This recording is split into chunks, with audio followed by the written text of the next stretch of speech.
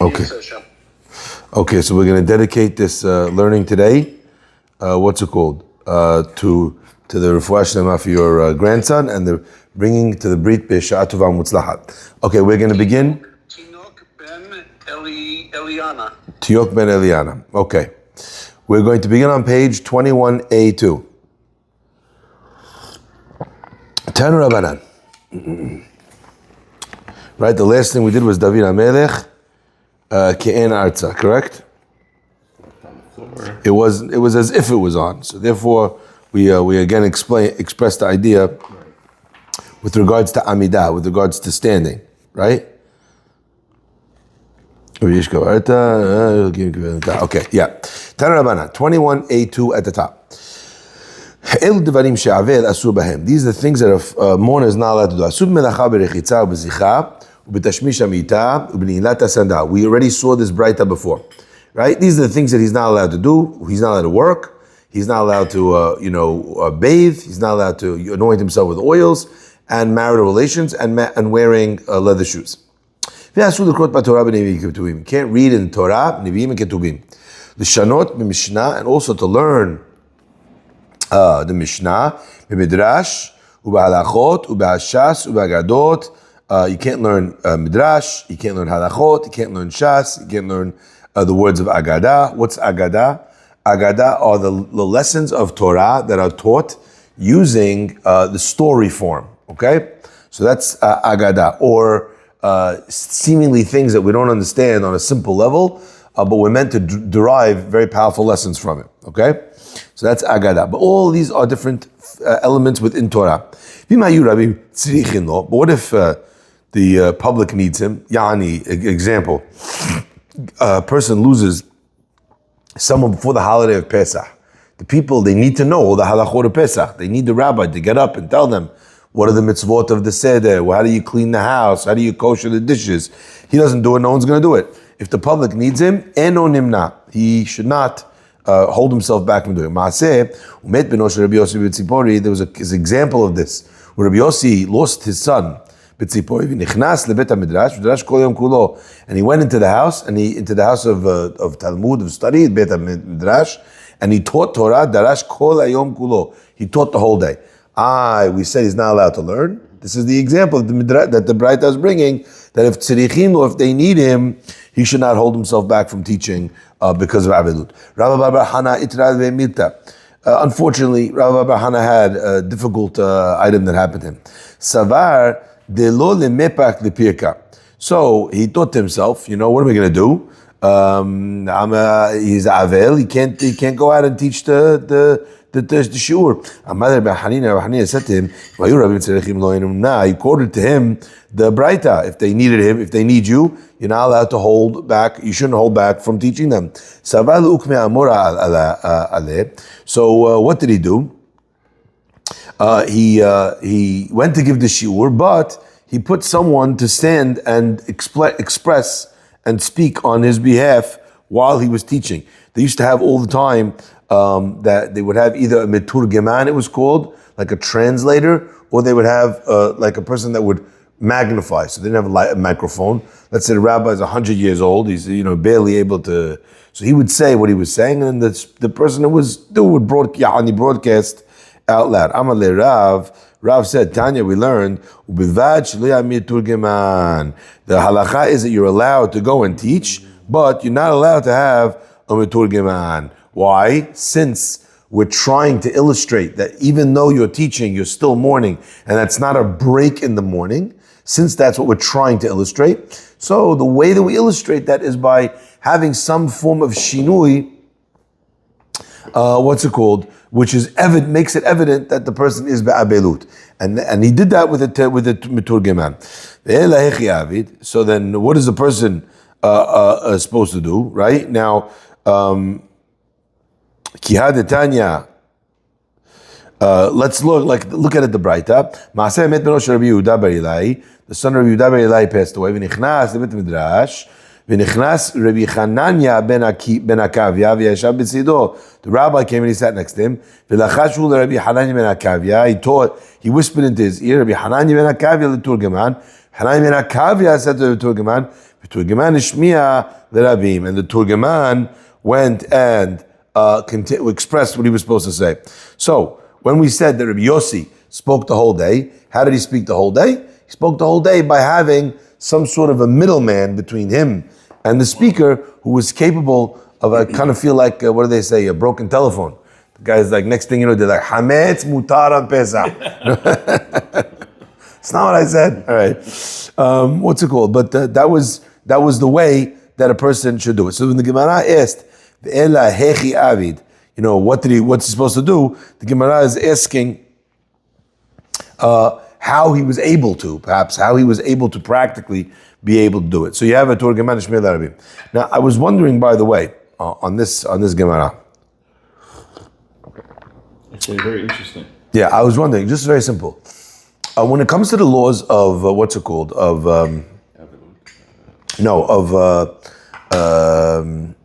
nida. Let's say a person is eating with his wife at the table, and she's nida. Halacha is they're supposed to put on the table heker, something which illustrates that she's in the nida status. So that way, the closeness is not overdrawn, and they don't wind up eating from each other's hands, holding hands, whatever. So what do you do? How do you put that down?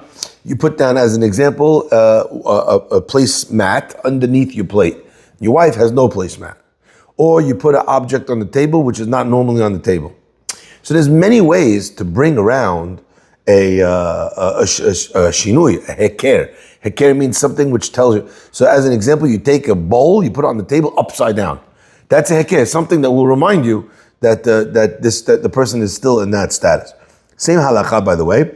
Let's say you guys are very close friends. You're eating meat at the table. You're eating milk. Strangers allowed to eat at the same table because I'm not going to eat from your food.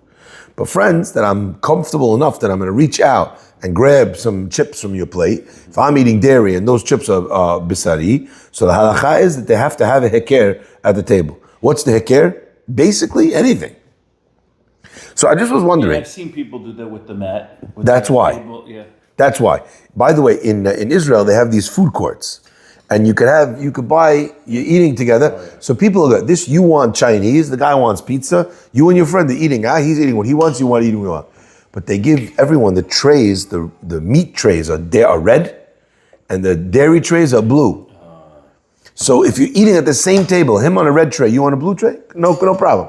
But the point is, what I'm saying is that what makes it a heker is gamish, it's flexible.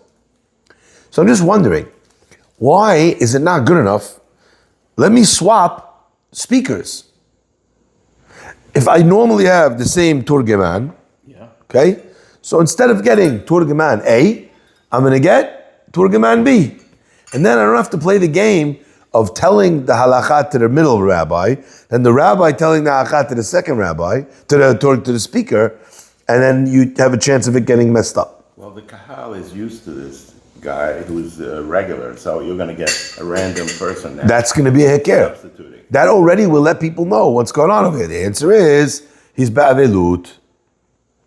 So it could be that that would work in a scenario where he had a set turgeman, a set speaker. But if the speaker is all the time switching, right? He's all the time a different person, so getting someone new is not enough of a heker. But I just wonder what would happen in a scenario where there was one set speaker all the time, and then the guy, in order to show he was ba'avelut, used a different speaker. Would that be enough? Or are we worried that maybe someone will come who doesn't know the regular speaker, he's seeing that he's talking in a regular way, and then he'll assume that it's mutar to teach Torah when a person's ba'avelut. You hear? Maybe what we're worried about is the one guy. Where do we have an example where we're worried about the one guy? We had this example by when you're reading from the Torah. Remember that? You have to start 3 Pesukim before the end of the paragraph. We asked what do you mean? The guy saw it already. The answer is, what if the guy came late? Or what if the guy's going to leave early? So you see, we're worried about scenarios where someone will learn the wrong halakha. So therefore, by instituting a chain of speaking to the Meturgeman, no matter who came, even if they know they don't know, still it's obvious that the person is in mourning, and that's why he's teaching, is because he's a rabbi that the Sibur needs to be able to speak. Let's continue. Gemara says, Tanu Rabbanan, Avel Shilosha Yamim Rishonim Asur La'aniach Tefillin. Avel, the first 3 days, which we already said, is the most intense days of the morning. He's not allowed to wear tefillin. From the third day and on, from the third day and including the third day, okay, he's allowed to put on tefillin. Okay, why would we say that? Why would we say that from the third day and including the third day? Why we say the third day, or why we say including the third day? Why are we saying including the third day? We learned it before that the third day is part of the next day, no? So one way of looking at this is because, like we said, you count it here Although and the here. morning Miksat Yom Kikulo. doesn't really make sense. What do you mean? In this scenario. Why? Because the third day, when you're talking about Avelut, you're paying respects, right? So that includes, that gives you the day. But Tefillin, you're putting in it early in the morning. Oh, You so didn't even start the day. you shouldn't even. So at first glance, you would think that the reason is Miksat Yom Kikulo. So the first 3 days are the most intense. The day number 3, we're going to count it as third day, but we're also going to count it as after the third day. But look at Rashi for 1 second. Rashi says, "Ushilishi bichlal." You see that? It's about 10 lines down in Rashi over here. And the third day is included. You see it? Mutar la'aniach tefillin. You can put on tefillin. The ikar avelut eno ela bet yamim. So this opinion held. It's not because of Miksat Yom Kikulo. It's really 2 days. It's because really it's only 2 days is the strict element. Why? Maybe Morris because of what you're saying. Why did Rashi feel that you needed to tell you Shilishi bichlal? Why? Because maybe that would not be Miksat Yom Kikulo. Okay? You mean you may go to the fourth day and therefore... No, because it's too early in the morning. It's before you had the chance, either before anyone gave him comfort or before the chance that they could give him comfort if they came, like we saw earlier on. Okay? So you could actually not put it on for the first part of the day, early in the morning, and then put it on, and he's covered. No? What do you From mean? 6 a.m. to 7 a.m., he doesn't put on tefillin. Okay, so there's your third day. Then at 7 a.m., he puts it on. At 7 a.m. he puts it on. So again, what it's telling you here is that Shilishi Bichlal, you put the tefillin on the third day. So we had a question, how do you do that if it's 3 days of the strict days of Avelut?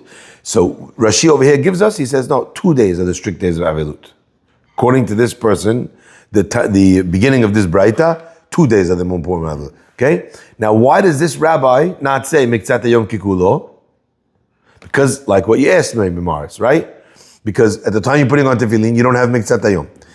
Now, I want you to go down to the Rashi at the side. Remember I told you that there's 2 Rashis on this Masechet? One Rashi is the Rashi that we have. The other one is Ktav Yad, a handwritten manuscript that they think is more likely is actually Rashi. Okay? Take a look at the first wide line. Miktsat Mishilishi Ve'elech. I really see that. מקצת שלישי בכלל ולא כולו. דהגים על ימים אסור להניח. What? מקצת שלישי בכלל ולא כולו. What does it say? מקצת משלישי ואילך. See that? Yeah, I can see it. But what does it mean? מקצת שלישי. From part of the third and on, מקצת שלישי בכלל ולא כולו. דהגים על ימים אסור. So, from the morning until that time of מקצת היום ככולו, he can't put on. Yani, at the time of tefillin in the morning, he can't put on. Let's say someone came now and visited him, or let's say there was enough time for someone to come and visit him if they would have come to visit him. At that point, you already have the mikzat hayom, and that's already kikulo. So therefore, from 9 o'clock, you can put on tefillin. So That's why I said 6, 7, 7, 8. Is the mikzat hayom determined by someone coming to visit? No. We said, initially we thought that, but then the Gemara said that when we said that, what we just meant was that there would be time if someone did come. Right. Okay, so now we have that Rashi in our back pocket. Okay, now let's go back to the Gemara. So you see, it's clear that there's two different ways of seeing this. Says the Gemara, "V'shilishi bichlal mutar laniach tefillin." Okay, v'im ba'u panim chadashot eno choletz. Now, what happens if you have new people that came to the Shiv'ah on that day? Okay, so they didn't see him before that point. What's the halacha? Eno choletz. He doesn't take off his tefillin, right? Why? What are we worried about? That they didn't know that he didn't put tefillin on the third day or the They didn't know how long he's sitting Shiva. They see him putting on tefillin. Maybe they think he's putting tefillin on when he's not allowed to. Tefillin Rabbi Eliezer. Rabbi Yoshua says, Avel shnei yamim rishonim asur laniach tefillin. Avel for the first 2 days is not allowed to put tefillin. Misheni v'sheni bichlal mutar laniach tefillin. From the second day, and the second day is included, he's allowed to put on tefillin.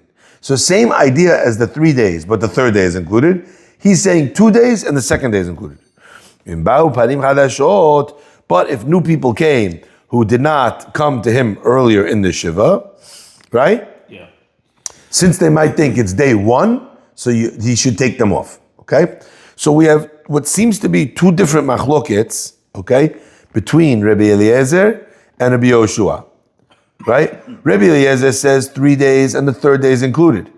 And if new people come, you don't have to worry about it. Don't take off your tefillin.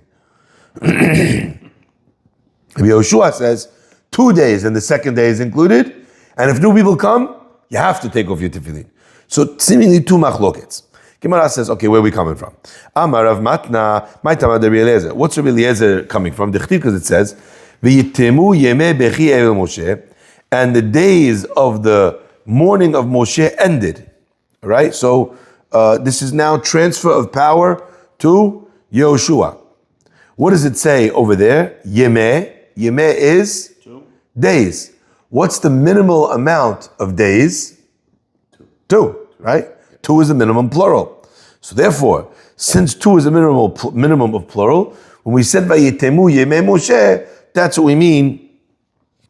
That's how we understand it to me. Okay? Amar Ravena. Ravena says, "My ta'ama the Rabbi Yoshua." So that's Rabbi Eliezer. Rabbi Eliezer holds that there's 2 full days of avelut, and then on the third day you're already able to put on tefillin. So the most intense element of avelut was those 2 days. Okay, Amar Rabbeinu. So what's the other opinion then? Now we have a second opinion, and that is the opinion of Rabbi Yoshua, who said 2 days. Tichtiv, because it says ve'acharita kiyom mar. Okay, and let's see the full pasuk just by the way, because over here we're missing the context. You see v'hafachti? Where is it? Oh, on the bottom there, on the left. Yeah. Hey. V'hafachti chagechem la'evel, and I'll turn your holidays into mourning. V'chol shirechem likina, all your songs into like a mournful song. Ve'aliti al kol motnaim sak, and on every person will bring sackcloth, on all motnaim. Ve'al kol rosh korcha, on every head would be shaven.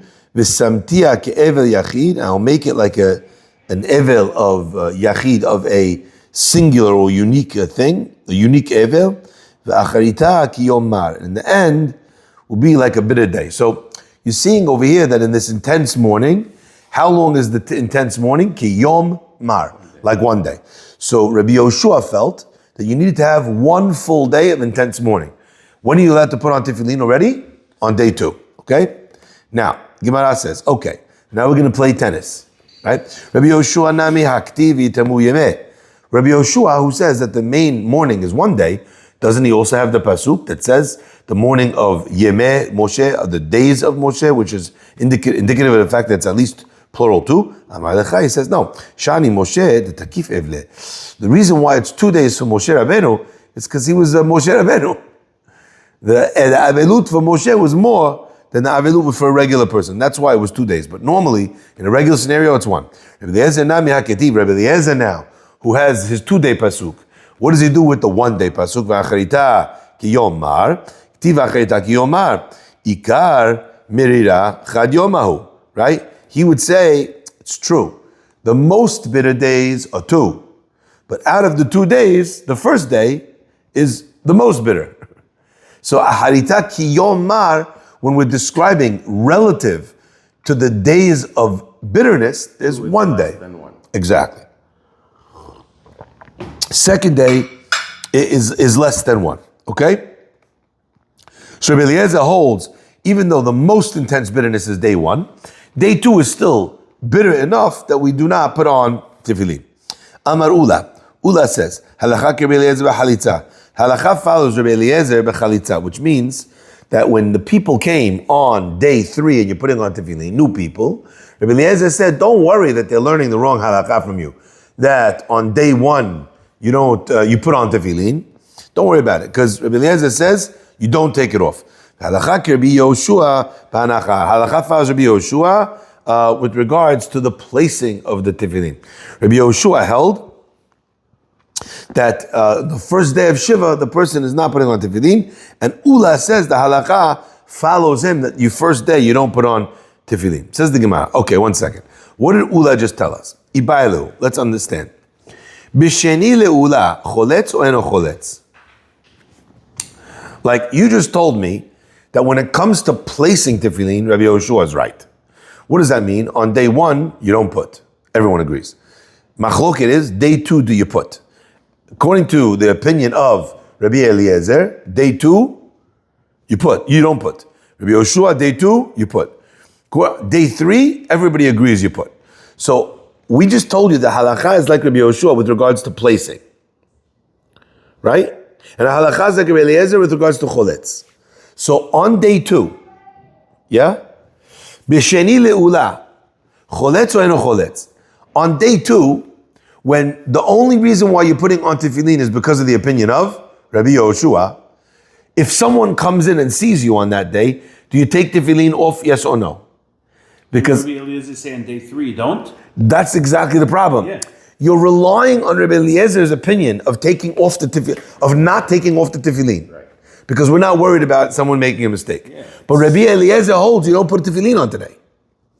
Okay? So that what Gemara is asking. Take them off? Sorry? Wouldn't you take them off according to his opinion? According to who? Rabbi Eliezer. Rabbi Eliezer holds you're not supposed to put them on at all. Right, so but if you do, That's our conundrum. right. That's our conundrum. You're telling me halacha ki Rabbi Yoshua that you put on day 2. According to the guy who told you to put on today, you should take them off if a new guy comes. Do you want to go to the other guy? The other guy said you shouldn't put them on at all. Yep. Yeah. So how could we tell you not to take them off according to Rabbi Eliezer? When Rabbi Eliezer says, of course you take them off. You weren't supposed to put them on it even. Tashma, the Gemara says, Amar Ula, yes? Is it that someone is coming to see you for Shiva call, or is it because there's a minion? Someone's coming to see for a Shiva call, but once he sees that you're putting on tefillin, we're worried that he thinks it's day 1, and he's going to learn from here that you put tefillin on even on day 1, and that's incorrect. So Rabbi Yoshua said, take them off so that the person doesn't learn that from you. According to Rabbi Eliezer, no, leave them on. I'm not worried about you mistakenly learning from me, okay? So the question is, that's easy to understand on day 3. At least you have Rabbi Eliezer's opinion to rely on. But on day 2, when you don't have Rabbi Eliezer because he holds you don't put on tefillin in the first place, how could you rely on him to say, leave it on and don't take it off? Rabbi Yoshua, who's the only one that told you to put it on, tells you to take him off. Tashma, Amar Ula says, choletz umeniach afilu mea pe'amim. Take it off, put it on, take it off, put it on, take it off, afilu mea pe'amim. Even 100 times. Why? Because each time the person comes, he might make the mistake. Now, let's just be clear, all right? What about on day 3? On day 3, does the Rabbi Ula say you should take it off and put it on? He's talking about day 2, isn't he? Yeah, but what would it be the halacha for day 3? He just told you that you choletz, you take it off. Leave it on. Leave it on. But why? That makes no sense, does He it? said leave it on. But does that make any sense? If on day 2, I tell you, put it on, take it off, put it on, take it off, put it on, take it off. Yeah. So then how come on day 3 I don't tell you All that? the more that day 3 should be taken off. Same war, same fear.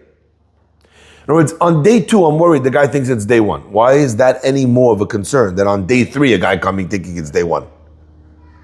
The answer is, because on day 2 you have no one to rely on. That's Ula's problem. We rule like Rabbi Eliezer when it comes to choletz, for leaving it on, even though, and not worrying about someone's opinion. But we hold like Rabbi Yoshua to put it on day 2. When the guy comes now, and we're faced with a question of put it on, take it off, we have to take it off. Why? Because there is no opinion that will cover you for leaving it on. So therefore, on day 2, Ula says, we're stuck. Because in Hebrew, in the Gemara language, you call it mimanavshach. Whichever way you go, if you're relying on this tax law doesn't give you that benefit. You're relying on that tax law doesn't even apply at all. Yeah? So therefore, from day 3, he would not take off the tefillin. But on day 2, he would take the tefillin, and that Ula qualifies, even if he does it a bunch of times, however many times he has to do it. Tanya Nami Achi, we learned exactly this point in a Braita. Yudah ben Tema Omer, choletz umeniach afilu mea pamim. He puts on and he takes off his tefillin when a new person comes in, afilu mea pamim, even 100 times, however many times it takes, he has to do it. Rava says, kivan she'eniach shuv choletz. Rava says, no. Once the person puts on tefillin, at this point, doesn't take off anymore. What about our question that we asked, who is he relying on?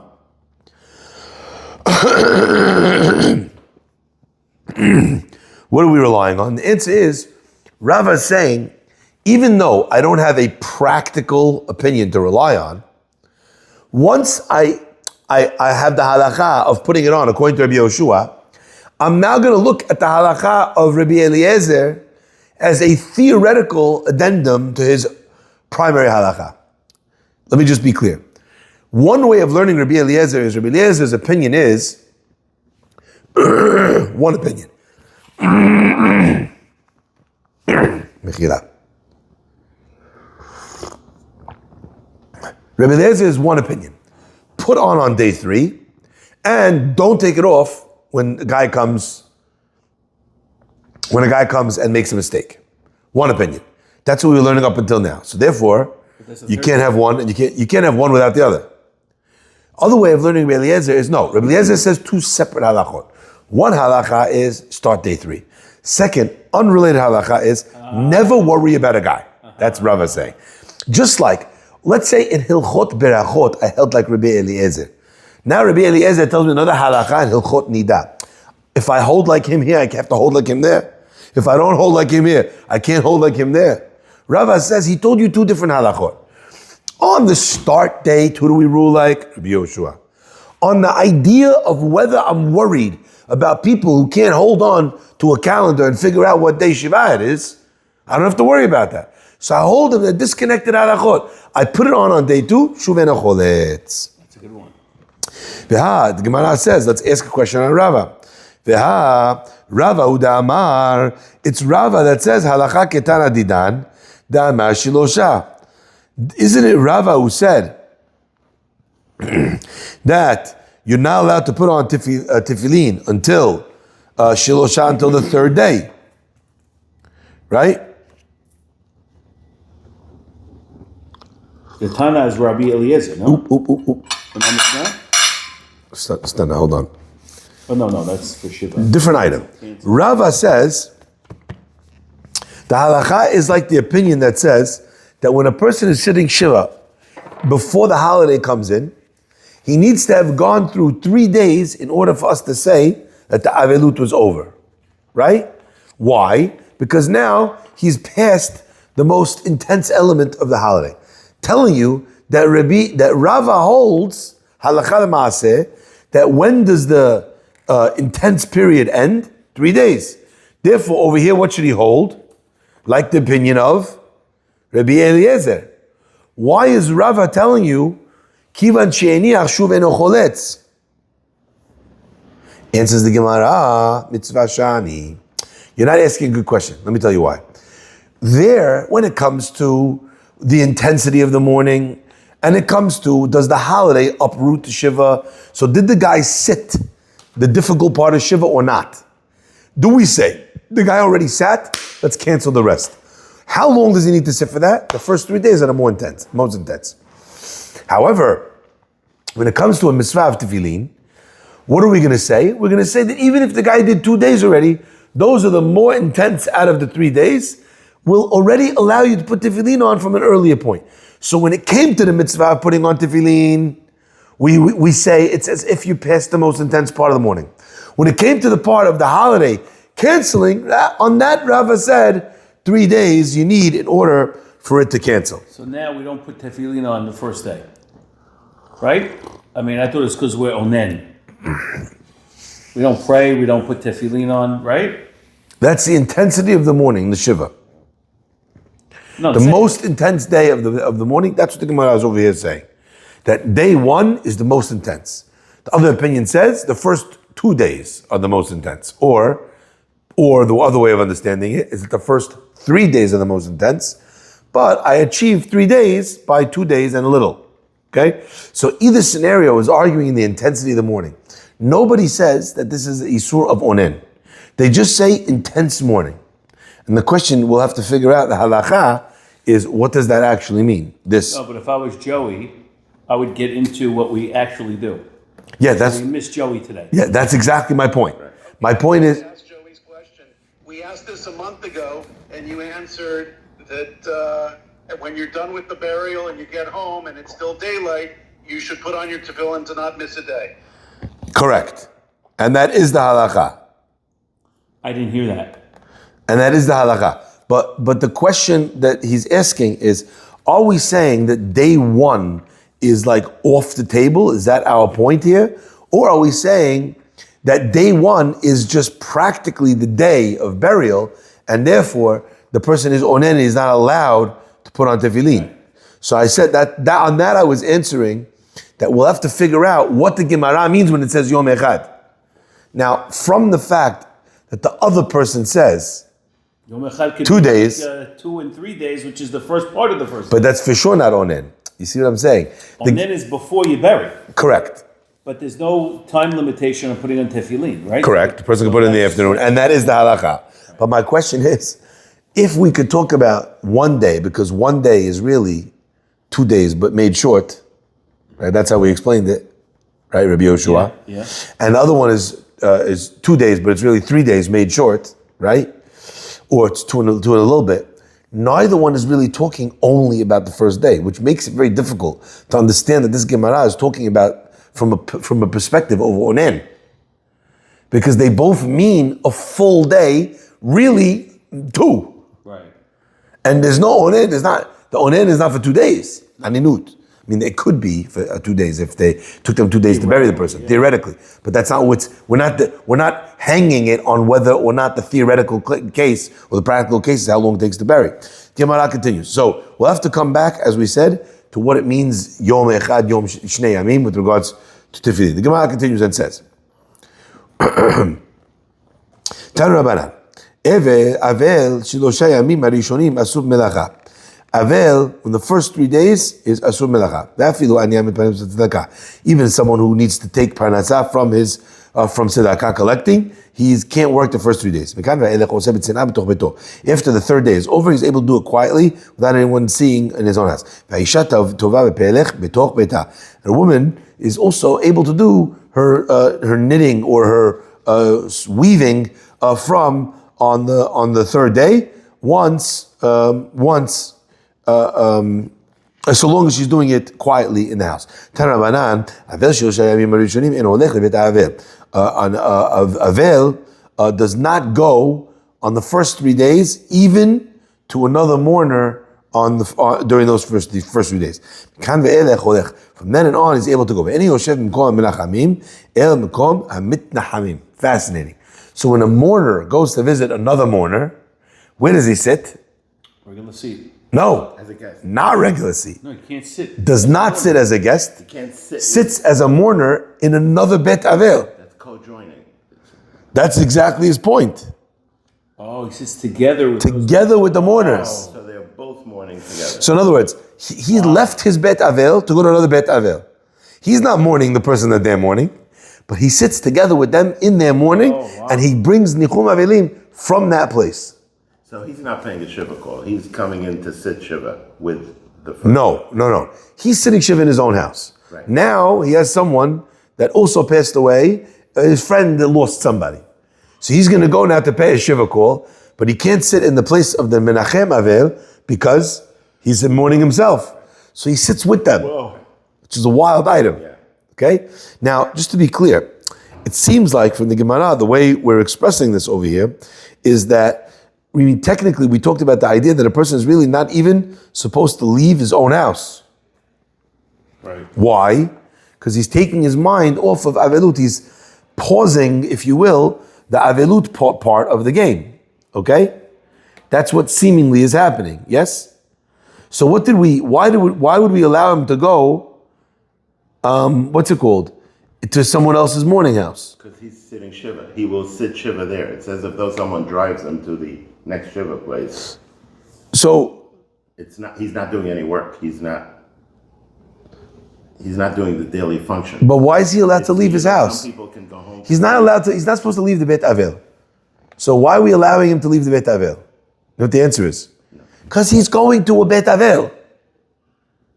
There's no Hesech Hadat from the Avelut if you're going from one house of Avelut to another house of Avelut. Right. If he were to sit with the Menachamim, He's sitting. that's a pause in his Avelut. Since he sits with the Avelim, there's no pause in his Avelut. But even still, says the Braita, he should not do that in the first 3 days. Because even though he's going from Avelut to Avelut, that Avelut is not his Avelut. So there's a break in him focusing on his own personal Avelut loss. Clear? Yes? Okay. Says the Gemara, Tan Rabbanan, Avel Shilosha Yamim Arishonim, Avel, first 3 days, Asur B'She'elat Shalom. He's not allowed to say Shalom Aleichem, to greet other people. Okay? So in other words, the person should not say, how you doing? Good morning. The Avel should not initiate an expression of greeting. Mishelo Shavad Shiva, from 3 until 7. Meshiv Eno Shoel. If someone says to him, how you doing? Manishma, he should answer, but not ask how they're doing. Mikan va'elech, after the 7 days, Shoel Meshiv Kidarko. He's allowed to ask and he's allowed to respond Kidarko in the normal fashion that he would normally do. Okay? So let's just try to understand what that means. The first 3 days not allowed to ask. Shalom ve'atanya, didn't we learn the Braita? Maaseh umetu banav shel Rabbi Akiva. The sons of Rabbi Akiva passed away. Nichrizu kol Yisrael v'hispidum hisped gadol. Am Yisrael in their masses came to comfort the great Rabbi Akiva, and they did tremendous eulogies and levaya and funeral for them. B'shat ptiratan amad Rabbi Akiva al safsal gadol ve'amar. When they were leaving, Rabbi Akiva stood up on a bench and he said, Achenu bet Israel shemau. Oh my brothers, the Jewish people, listen carefully. Afilu shnei banim chatanim menucham hu b'shvil kavod she'asetem. Even if, right, they would have lost 2 sons that were married, in other words, that they already had families, right? Menucham hu b'shvil kavod she'asetem. You have brought me such comfort that even if I had lost 2 married sons, Bar Minan, it would have been tremendous comfort for me because of what I saw. Now, let's just be clear. There's 2 opinions in this Braita as to what actually happened. Did Rabbi Akiva lose 2 sons or did he lose 1? If he lost 1 son, he was telling them, even if he had lost 2 married sons. So it's 1 to 2. He was saying, even if I had a bigger loss, the amount of nechama that you gave me would have sufficed even for a bigger tragedy. That's what he was saying. The second opinion says that he lost 2 sons. He was saying here, though, that even if those 2 sons had been married, where obviously when someone's married and they have children and they pass away, it's a much greater loss. The loss for the wife, the loss for the children. It's not only the loss of the person in a potential position, it's more actual. He was saying that the nechama that they gave him by coming out in their masses and doing such a funeral would have been consoled him even for something of the loss of that magnitude. And if you came for me, how many akivas are there in the shuk that you don't honor this way? Rather, why did you come? Because Torat Elohav bilibo. The pasuk says God's Torah is in a Jew's heart. Okay, and Torah of Hashem, bilibo is in his heart, i.e., Rabbi Akiva. V'kol sheken shesechartem kaful. And therefore, your reward is all the more double, triple, quadruple. Why? If you came because of me, there's so many akivas out there. Why was I zocher to so many Jews, to such a funeral of epic proportions? Only reason could be is because you believe that I'm a Talmid Chacham, I have Hashem's Torah in my heart. And that's why you chose to do such a tremendous chesed with me. And what that means is that you're coming here today is out of respect for God's Torah. Therefore, you should be rewarded double. Me or my son? Sorry? Him or his son? Who? You said he came out of respect for me. No, not he came. All of the people came out of respect for who? For Rabbi Akiva, for me. Not for his son's greatness? Not for his sons, no. But you came to honor me, and it's not a me thing, because there's a lot of Akivas out there. Only reason why you came to honor me is because I'm your rabbi, and I represent the Torah. That means that you came out of respect for the Torah. Right. So therefore, God should reward you all the more so. Lechu lebatechem leshalom. Go home in peace. Now, Gemara says, what are we seeing over here? What did he tell them? Lechu lebatechem leshalom. He told them an act of greeting. He said the word shalom. Gemara says that's true. And even though it was in the first 3 days of mourning, Rabbi Akiva was allowed to say it. Why? Kavod Rabim, Shani. When there's a kavod for the Rabim, for the masses, Shani, the halacha is different. It would make it allowed even in the first 3 days. Just so you know, yesterday, my father, at the sebet we made for my daughter, I asked my father to make idus for the people that had come, because people came late and they didn't hear the first idus, so they shouldn't eat without hearing kiddush. So I asked my father, I said, Avi Mori, please make kiddush for the people. I want to honor you. My father stood up. He was, he's suffering now. He needs to do PT for his feet, for his legs. So it was hard for him. He stood up and he made idus standing. After he made idus, everyone says amen. He says, if I could have your attention for 1 minute. He says, don't learn the wrong halacha from me. Were you there for this part? Don't learn the wrong halacha from me, my father said. Because at Friday night, you stand. On Shabbat day, when you say kiddush, you're supposed to sit. But why did I stand? He says, because I was making kiddush for the whole kahal. Out of kavod for the kahal, I stood. Wow. Literally, the language of the Gemara, kavod rabim shani. Even though normally, Rabbi Akiva says, I would not be allowed to give shalom during the first 3 days. The Gemara is saying, why did Rabbi Akiva do against what we would normally say? Because it was Rabim, and therefore, if the Rabim are there, you're allowed to give shalom even in the first 3 days. And he said Friday night, Kavod Shabbat, so that's why you stand. Friday night you stand because of the Kavod of Shabbat, and as well because of the Malachim, and as well because of the testimony. He gave a few different reasons, yeah. The Gemara, the Braita continues, okay? Mishilo Shabbat Shiva, from the 3rd day until the 7th day, he can't ask, he can't offer shalom, but he's allowed to respond. Just to be clear, did Rabbi Akiva ask shalom over here? Did he say, shalom aleichem, how you doing?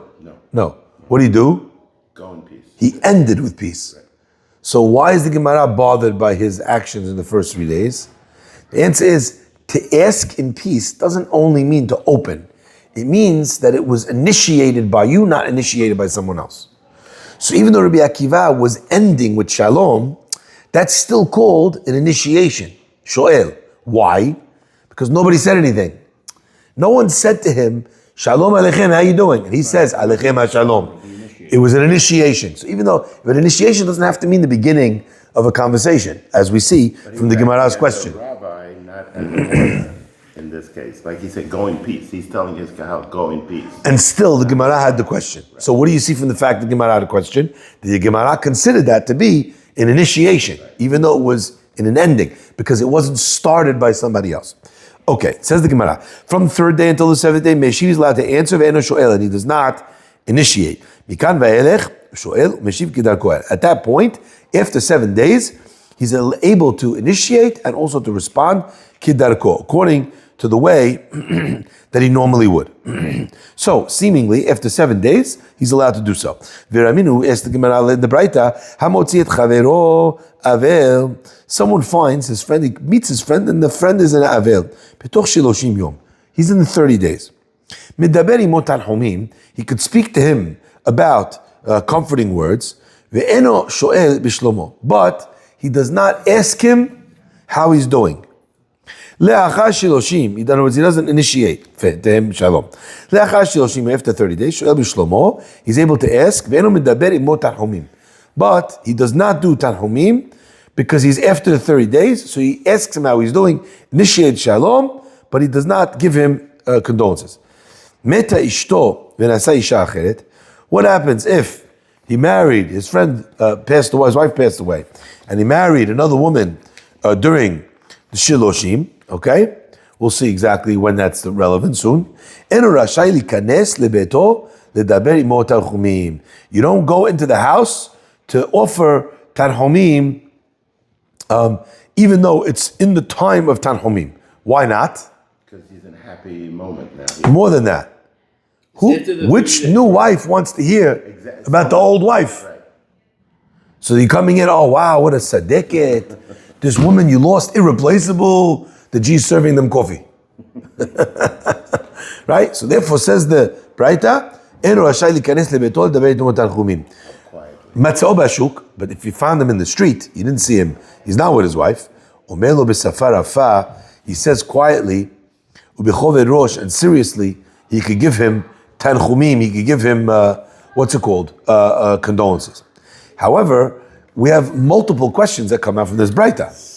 Everything the Braita said is against what we said before.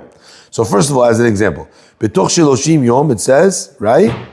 Medaber imo tanchumim.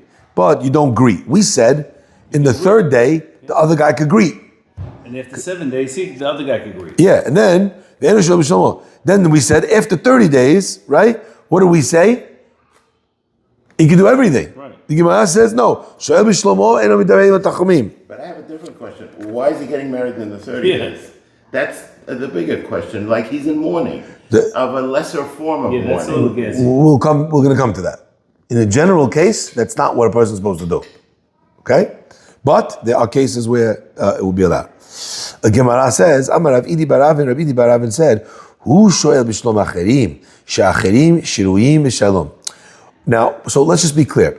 The Braita seems to say that, right, after Shiva, a person's able to ask and to receive. That's what we said, right? That's what we said. In the first Braita. Yeah. Here we said, after Shiva, that you can't do that. You don't even greet them. For sure not that he should initiate with you. Gemara answers, what? It's within the Shloshim you're describing. It's after Shiva. After Shiva, before Shloshim. Our Braita said, you could do everything. Right. So the Gemara answers, Rabbi Baravin says, he's able to initiate and speak about and ask them how they're doing because they are not mourners.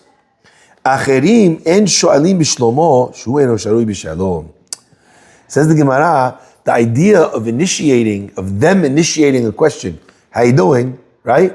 The guy is mourning still. Even though he's out of Shiva, he's still in the Shloshim. So asking him that question is basically, you ask the guy, how you doing? Terrible. What do you mean? He just suffered this loss. So we thought, from the fact that it says after 30 days you don't ask him, must be for sure that means that he's not allowed to initiate or respond. The Gemara says no. Him initiating or responding to other people is not a problem. You know why? Because those people are in peace. So for him to ask about them is not a problem. is not something which is causing pain. So he's able to initiate, and they're also able to ask him, and he can respond, because they're asking him, and he's suffering, he's in a difficult place. Okay? But the other way around, says the Gemara, when should you be asking? Really only after the 30 days. The Gemara says, okay, I hear what you're doing. I understand what you said. Moed Kattan meshiv. But if it says meshiv, that after 7 days, he's able to ask, initiate, and meshiv and respond, michlal d'shailinan le.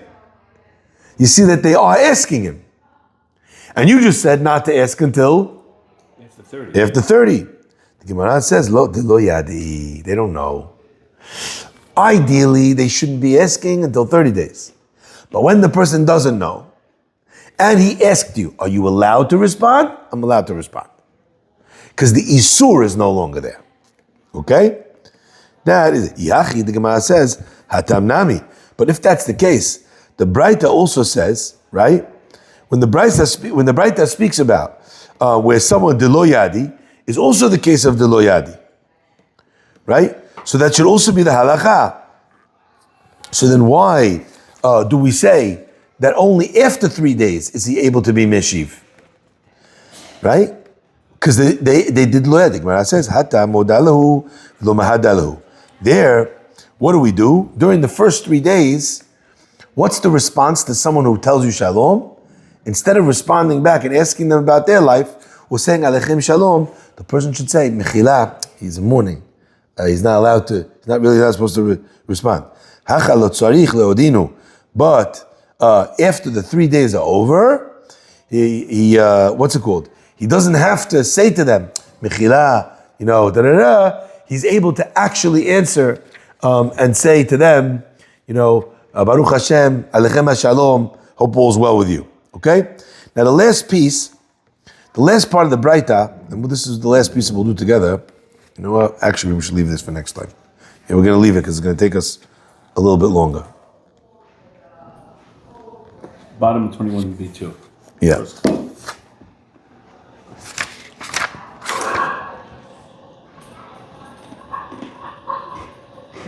Okay, 21b2 at the bottom. When you're saying mechila in the first 3 days to someone